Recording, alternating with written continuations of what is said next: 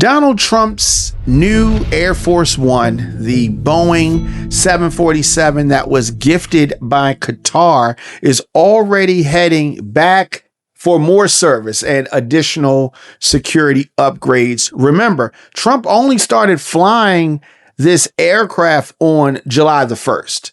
So this is a jet valued at around $400 million. It was donated by Qatar and then quickly converted for presidential use. Trump now says that they're going to take the plane, in his words, and max it out. Now, we need to be precise here. This does not automatically mean that Trump was flying around in an unsafe plane. Per se. The White House says that the aircraft was safe, but, they have definitely played fast and loose with the truth in the past. So there is a difference between an aircraft being safe to fly around in and having every classified defensive conversation or communication capability expected from the most secure presidential aircraft in the world. So yes, the plane's not going to fall off the sky per se, but at the end of the day, can it have classified conversations? These are things that the president just doesn't seem to think about. And that's where the questions really begin. Why rush this plane into service if more major security work was still coming? How much did taxpayers spend getting it ready the first time? Now they got to go back and spend more taxpayer money. How much will this next round of upgrades cost? And what exactly was left out because they wanted the aircraft operational so quickly? The bigger issue goes back to the original controversy.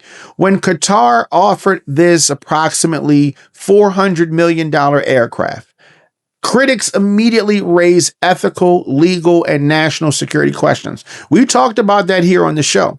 The administration argued that America needed an interim aircraft because Boeing's replacement Air Force One program was years behind schedule. Okay. But if you're going to use an interim aircraft to transport the President of the United States, security cannot be an area where you rush. Trump will reportedly return the older Air Force One back into service while this plane gets additional work. So now Congress and public, we all deserve some transparency here, which we're not getting. Not classified details about the defense system. We don't need that. But basic answers about cost, timeline, and decision making. Because when you're talking about Air Force One, the question isn't, does the plane look impressive? It is a question of whether the president has the most secure aircraft that America can provide. Let me know your thoughts, of course, in the comment section. For all shows and other info, onfirebroadcasting.com or radioonfire.com.